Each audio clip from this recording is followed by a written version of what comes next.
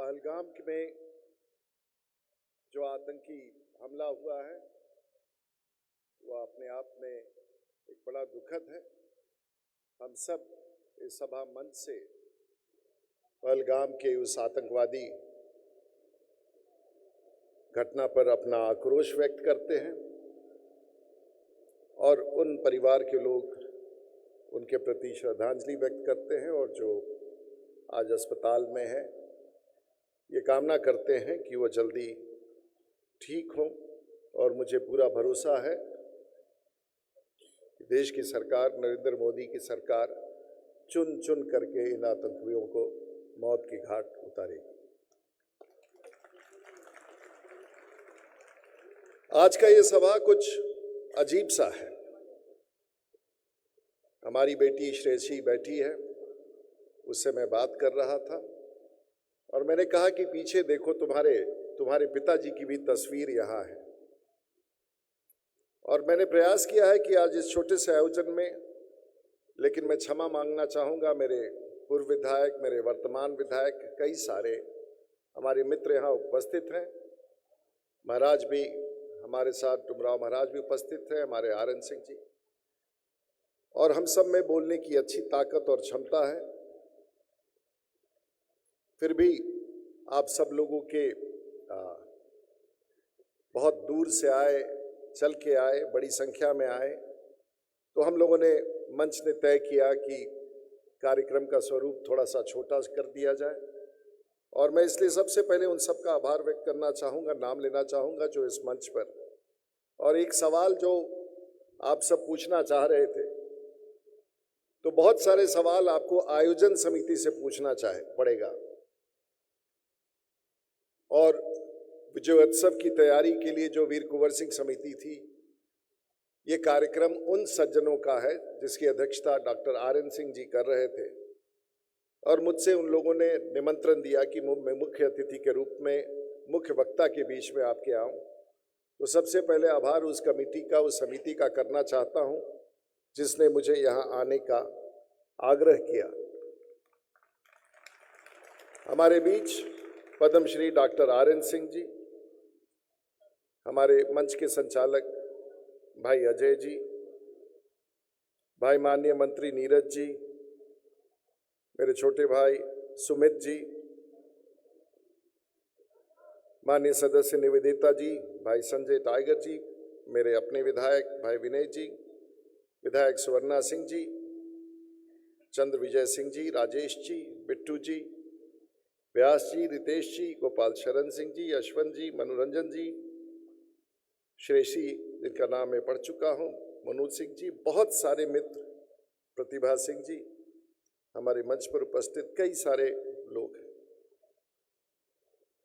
लेकिन आज का ये आयोजन थोड़ा सा भिन्न है।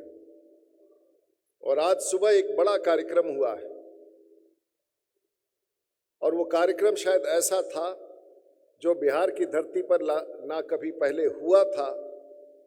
और ये कहना कि नहीं होगा ये उचित नहीं है, लेकिन पहली बार बिहार की धरती पर आजाद भारत में भारतीय वायु सेना के 9 लड़ाकू विमान ने शौर्य पुरुष वीर कुंवर सिंह को आसमान में गंगा के ऊपर सलामी दी, और गर्जन के साथ सलामी दी, जो भारत के इतिहास में कभी नहीं हुआ।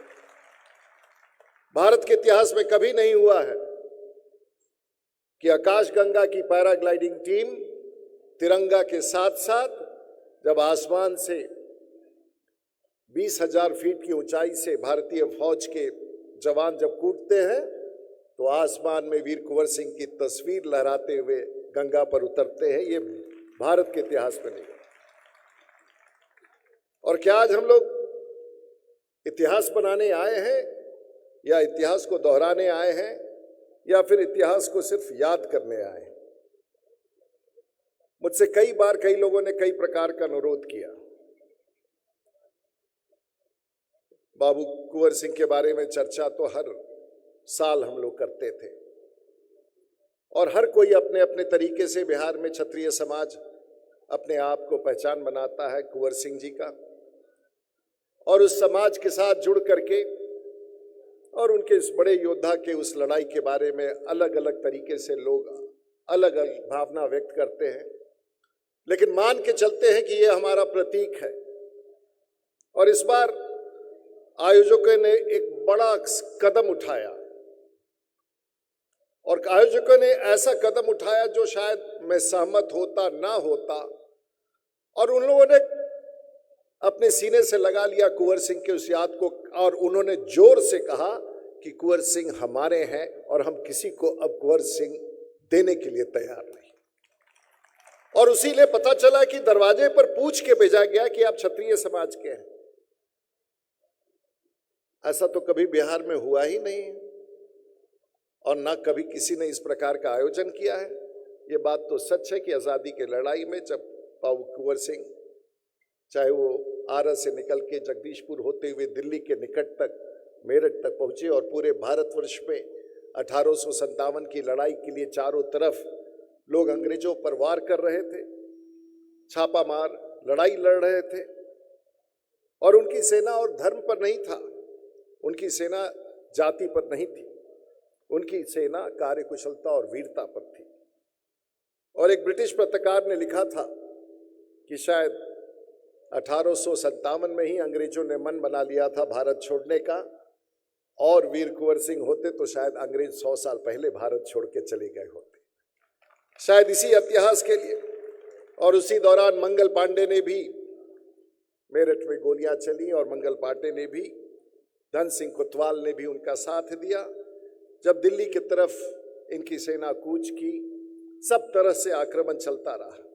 नाना साहब तात्या टोपे ने कानपुर से, बाबू वीर कुंवर सिंह जगदीशपुर से, रानी अवंतीबाई मध्य प्रदेश से, लाला जयदेव कोटा से, मनीराम दत्त असम से, संबलपुर से सुरेंद्र शाही, और हिमाचल कुल्लू से राजा प्रताप ने जब कूच किया तो अंग्रेजों ने एक बार मन बना लिया कि हम देश छोड़ करके चले जाएंगे।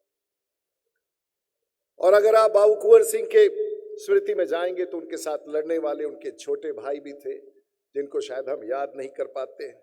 बाबू अमर सिंह, राम बख्श सिंह, बांधु सिंह, कुंवर लाल प्रताप सिंह, बाबू कई सारे योद्धा पूरे बिहार में उनके साथ लड़ते लड़ते हम भूल जाते हैं।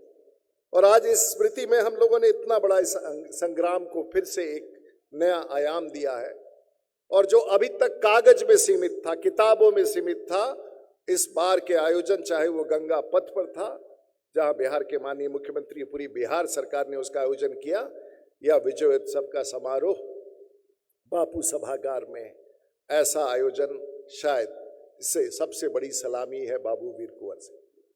लेकिन उसके पीछे उद्देश्य क्या था?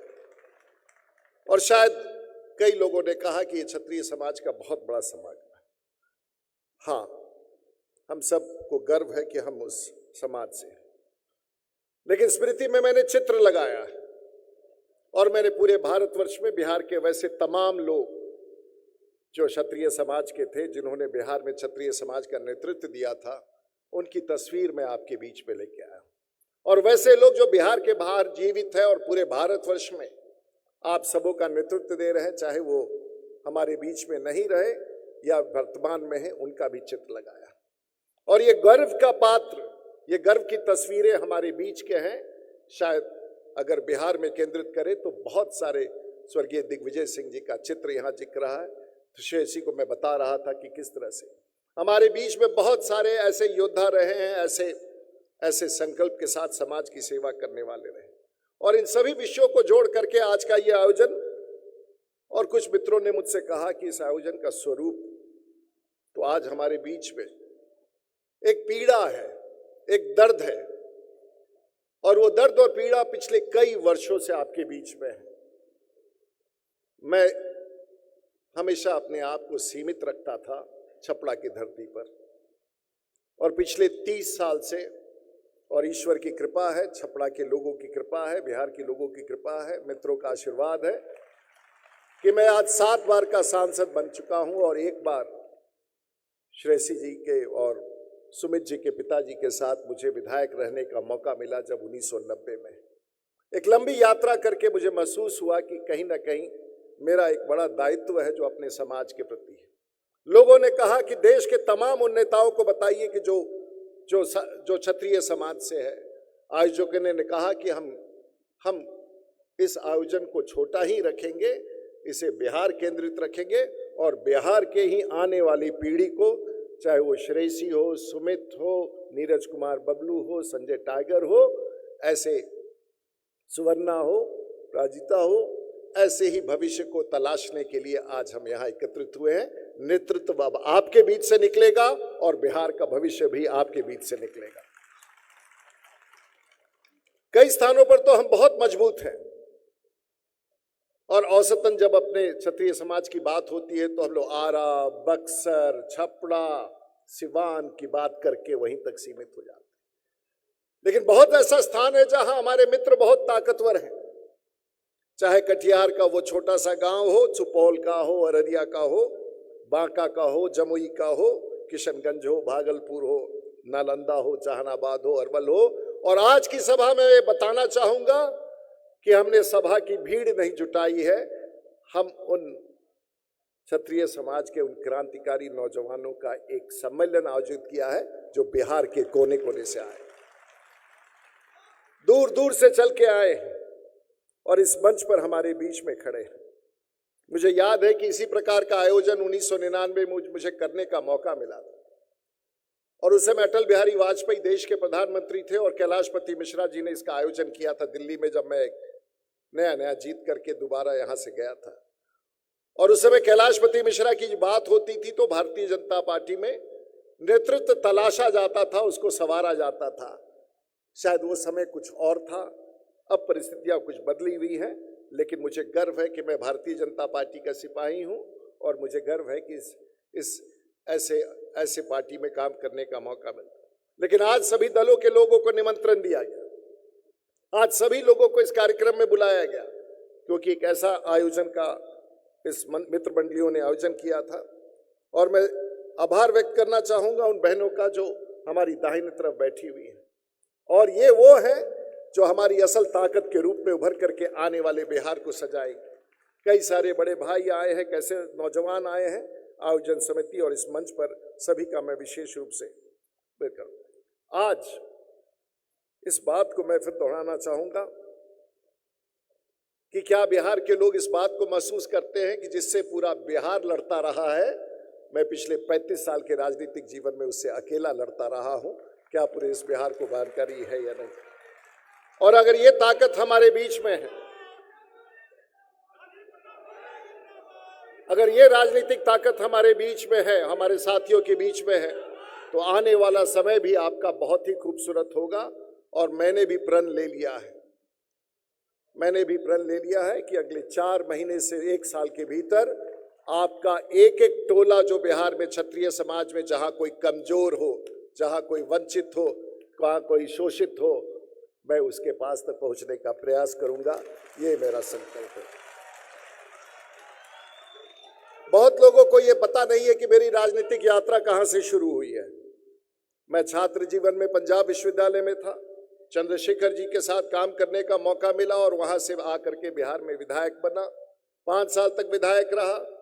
अटल बिहारी वाजपेयी जब देश में नेतृत्व संभाल रहे थे तो उस समय देश में 1996 में पार्लियामेंट जाने का मौका मिला और लगातार उसके बाद छपरा के धरती से जीत के आते रहा। भारतीय जनता पार्टी के जो भी पद हो सकते हैं अध्यक्ष के अलावा, उन सभी पदों पर रहने का मुझे मौका मिला। लेकिन मुझे ऐसा लगा कि ये वक्त आ गया है, और कई बार लोग इस मंच पर तलवार की बात करते हैं। अब तो जमाना ऐसा आ गया है कि एक बटन दबाइए और 2000 किलोमीटर दूर मिसाइल से अपने दुश्मनों को मार गिराया जाता है। समय बदल गया है और मुझे लगता है कि इस बदले हुए समय को हमें स्वीकारना चाहिए। मैं कुछ विषयों पर आपके बीच में जाऊंगा, मैं आपको ललकारूंगा नहीं, मैं आपको उकसाऊंगा नहीं, लेकिन इतना तो जरूर कहूंगा कि हमारे में कुछ ऐसी ताकत है, हम वैसे मजबूत सीढ़ी हैं जिसके कंधे पर सवार होके कई लोग उस ऊंचाई पर पहुंच जाते हैं। दुर्भाग्य इस बात का है, इस कंधे को सीढ़ी बना के तुम ऊंचाई पर जाते हो और उस ऊंचाई पर पहुंचने के बाद सबसे पहले उस सीढ़ी को लात मार के तुम नीचे गिरा देते हो। हम तुम्हें उस सीढ़ी पर तब तक नहीं चढ़ने देंगे जब तक तुम इस कंधे की ताकत को नहीं समझोगे, मैं उस सीढ़ी पर अब तुम्हें चढ़ने नहीं दूंगा। पता नहीं मेरी बात कुछ लोग समझ पा रहे हैं कि नहीं, लेकिन एक समय आ गया है जब आने वाली पीढ़ी के लिए रास्ता दिखाना है। लोगों को लगता होगा कि मैं अपने लिए बोल रहा हूं, मुझे चिंता है आपके आने वाली पीढ़ी के लिए, मुझे चिंता है इस मंच पर बैठे हुए पीढ़ी के लिए। अगर किसी को इस गलतफहमी में है कि मैं अपने लिए करना चाहता हूं, तो मैं आपको बता दूं, ईश्वर की कृपा से और मेरे परिवार और मेरे माँ बाप और मेरे परिवार की कृपा से और दोस्त मित्र मेरे वोटरों की कृपा से मुझे ईश्वर ने जितना दिया है, शायद बिहार की धरती पर बहुत कम लोग को ऐसा अवसर प्राप्त होता है। और अगर मैं अपने आप का अगला जीवन का कुछ भाग जो बचा हुआ है, पता नहीं आप लोग क्यों नहीं समझते हैं कि मैं भी अब एक सीनियर सिटीजन हूं। ये समझने से इनकार क्यों करते हैं? और अब तो बहुत कम समय बचा हुआ है। पता नहीं, ये हमेशा आप लोग समझते हैं कि वो दूसरा विषय है कि मैं फाइटर विमान उड़ा लेता हूं, वकालत कर लेता हूं, ये कर लेता हूं, लेकिन मैं भी अब बिहार में देश का एक सीनियर सिटीजन हूं। कम से कम अब राजीव प्रताप रूडी को तो सीनियर सिटीजन मान लीजिए। लेकिन मेरा एक मानना है कि आपकी पहचान क्या है। अभी हमारे एक भाई साहब कह रहे थे कि ये नामकरण कर देना चाहिए, ये फलाना चीज कर देना चाहिए। आपको पूछता कौन है? आप हैं कौन? आपको नोटिस कौन ले रहा है? आप गलतफहमी में जी रहे हैं। हमको पता नहीं चलता है कि कई बार हमारे लोग, और ये सभा हम किसी के पास हाथ पसारने नहीं आए हैं। अगर किसी को गलतफहमी है, हम कोई मांग को लेकर नहीं आए हैं। अगर किसी को गलतफहमी है कि किसी मांग को लेकर आए हैं, तो इस मंशा को अपने मन से हटा दीजिए। हम किसी सरकार से, किसी से कोई मांग लेके नहीं आए। हम तो सिर्फ अपने समाज के आशीर्वाद को और हमारे अपने आने वाली पीढ़ी को आशीर्वाद दिलाने के लिए यहाँ आए। आपकी ताकत कहाँ है? पता नहीं आप लोग गांव में देखते हैं कि नहीं। और ये हर गांव की कहानी है। हमारी 4 बहनें निकलती हैं और एक पीपल के पेड़ के नीचे जाके मिट्टी का ढेर रख देती हैं, और एक शाम वहां पूजन होता है, उसमें सिंदूर और रोड़ी लगा देती हैं, और अगले हफ्ते आके उस वृक्ष के चारों तरफ धागा बांध देती हैं। गांव पूजने लगता है। उसी मिट्टी के ढेर से अब मंदिर खड़ा कर देते हैं, और किसी की ताकत नहीं है कि उस मंदिर को वहां से हिला सके। लेकिन आपका पूजन कब शुरू होगा? और मैं पूरे बिहार को न्योता देता हूं कि ये तय कीजिए। ताकत कहीं ना कहीं रखना पड़ता है। और मैं बिहार के तमाम नेतृत्व जो इस मंच पर आशीर्वाद से है, जिनकी तस्वीरें आ रही हैं, मैं तो न्योता दे रहा हूं कि उस नींव को आप यहां रख दे। मैं उसके पूजन के लिए तैयार हूं और आने वाली पीढ़ी के लिए एक रास्ता खोलने के लिए तैयार हूं। लेकिन ये काम करेगा कौन? ये काम करेगा कौन? इसकी शुरुआत होगी कहां? और शायद आज का ही वो दिन, बाबू वीर कुंवर सिंह के इस आयोजन का ही ये दिन वो बनेगा। हम सब तो अपने कुल देवता को पूछते हैं, और ये सब हमारे कुल देवता है। ये सब हमारे कुल देवता हैं। महाराणा प्रताप हमारे कुल देवता हैं। हमारे कुल देवता बाबू कुंवर सिंह है। हमने तो कभी किसी का अपमान नहीं किया, और इसीलिए इस बार तय हुआ, और आयोजन समिति ने कहा है आप तरह तरह का नारा लगाते हैं, तो आयोजन समिति ने तय किया है कि इस बार का अब हमारा नारा आपकी पहचान का थोड़ा अलग होगा। और वो नारा अलग होगा। जय श्री राम का नारा तो हम लगाते हैं, जय भवानी का नारा हम लगाते हैं, हम सब नारा लगाते हैं। लेकिन अब आने वाले दिनों में अगर आप और हमारी पहचान अलग बनानी है, तो जय सांगा का नारा लगाना पड़ेगा। और आज के बाद से मैं आपके गांव में आऊं, मेरा नारा मत लगाइए, मेरा अभिवादन एक ही शब्द से कीजिए, और मैं भी आपका राह चलते एक ही शब्द से अभिवादन करूं, जय सांगा। आज ये डॉक्टर साहब ने तय किया, सब लोगों ने तय किया, क्योंकि हम सब कुछ न कुछ पहचान अलग बनाने का कोशिश कर रहे हैं।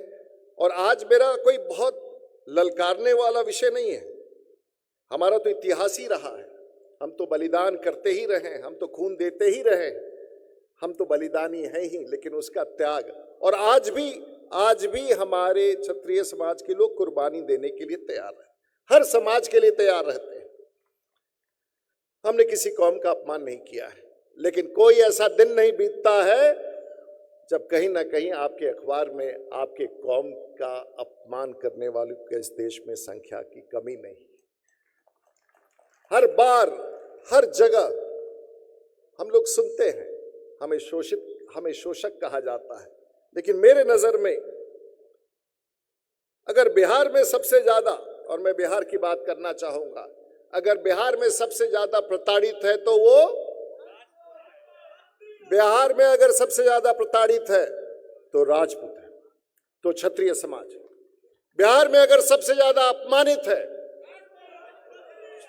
बिहार में अगर सबसे ज्यादा शोषित है, बिहार में सबसे ज्यादा अगर पीड़ित है, तो संकल्प कर ले, इस पीड़ा से हम सब लोगों को उबारना है। और मैं तो अपने पार्टी का सदस्य हूं, सिपाही हूं, लेकिन जब अपने, और मेरी इच्छा क्या है, मेरी तो इच्छा है कि आने वाले पीढ़ी में एक ऐसा नेतृत्व हम लोग बना सके, हमारी बेटी पायलट बने, हमारा बेटा अफसर बने, हमारा बेटा डॉक्टर बने, हमारा बेटा इंजीनियर बने, हमारा बेटा देश की सेवा में फौज में जाए, बिजनेस में अच्छा करे, पढ़ाई में अच्छा करे और देश की सेवा करे। हम तो यही चाहते हैं ना। हम तो चाहते हैं इसी नींव को मजबूत करना, और ये तब हो सकता है जब बहनें अपनी बेटियों को पढ़ाना शुरू करें। हमें एजेंडा बहुत सिंपल रखना है, और हमें अपना एजेंडा बहुत ही ज्यादा सबके साथ मिला करके रहना है। हम हर समाज के पीछे खड़े हो जाते हैं, और हम किसी कौम का अपमान नहीं करते हैं। हम झुक करके आपका सलाम करते हैं, आपको स्वीकारते हैं, लेकिन अगर हमें ललकारोगे तो फिर हम रुक करके, चुप करके बर्दाश्त नहीं करते हैं। यही हमारा फर्क है। हम सब तैयार हैं। जहां धर्म का सवाल आएगा, हम धर्म के लिए खड़े हो जाएंगे। जहां हमारे स्वाभिमान की बात होगी, हम लड़ लेंगे, लेकिन अपने समाज का झंडा कभी नीचा नहीं झुकने देंगे, कभी झुकने नहीं देंगे। हम आपके सामने नमन जरूर करेंगे, लेकिन अपने समाज का झंडा कभी हम झुकने नहीं जाएंगे। कई बार सत्ता में भागीदारी की बात होती है। सत्ता तो हम देते हैं, भागीदारी आपकी बनी रहती है। ये फॉर्मूला तो अब बदलना ही होगा। ये फॉर्मूला तो बदलना ही होगा, क्योंकि आप हर के खाते में हैं। आपको सब, हर कोई को अपने खाते में मानता है। कहीं तो पूंजी जमा कीजिए। एक बैंक में पूंजी जमा कीजिएगा तो शायद हो सकता है कि आपकी पूछ हो, आपके खाते की पहचान बने। आपका खाता तो नॉन परफॉर्मिंग एसेट है, आप तो हर के हैं।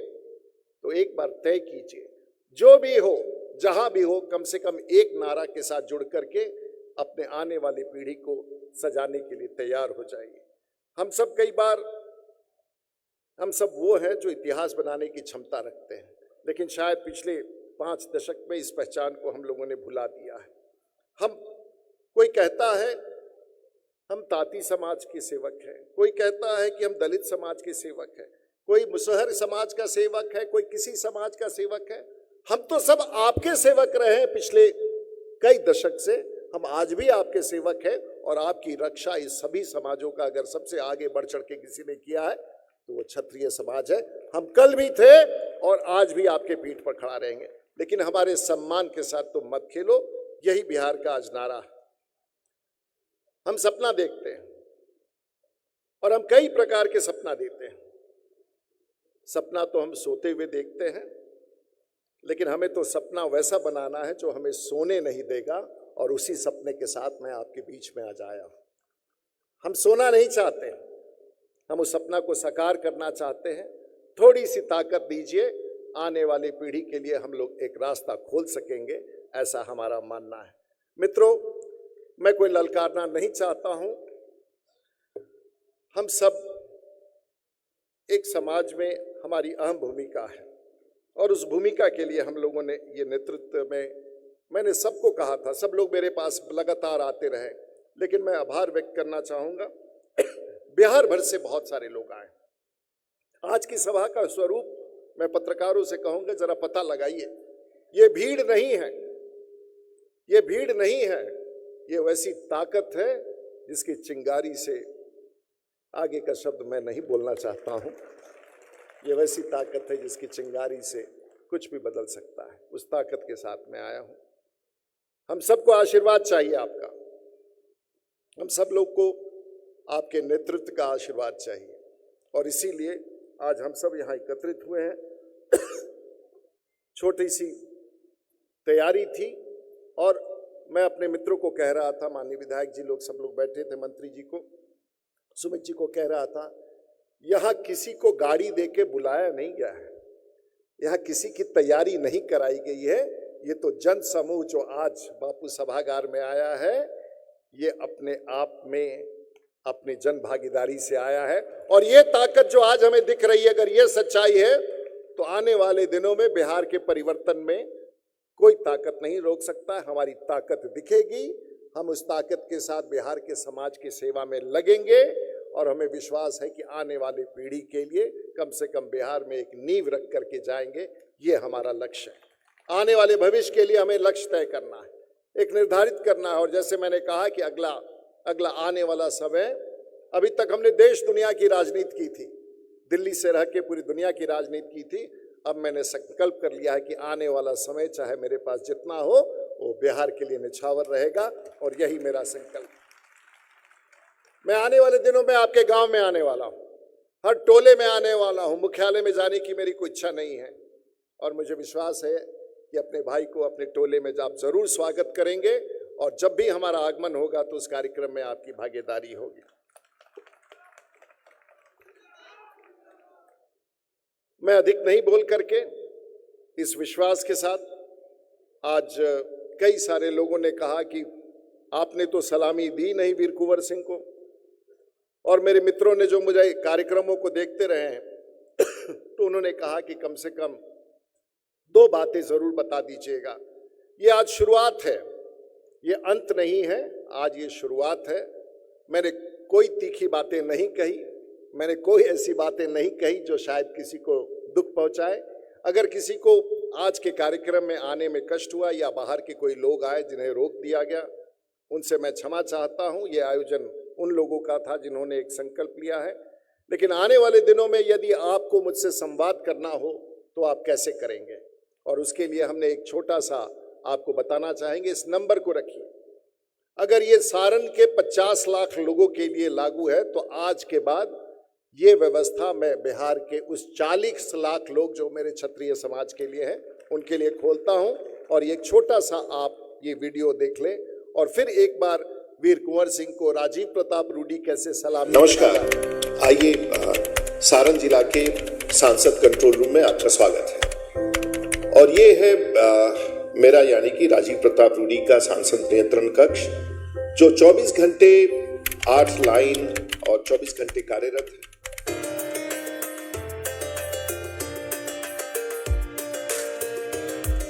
कहीं आगजनी हो जाए, कहीं भी दुर्घटना हो जाए, कहीं स्वास्थ्य की सुविधा के लिए किसी को अस्पताल पहुंचाना हो, या फिर भीषण आंधी तूफान में बिजली की खंभे गिर जाए, तार गिर जाए, या दुर्घटना कहीं हो जाए, या सामान्य प्रश्न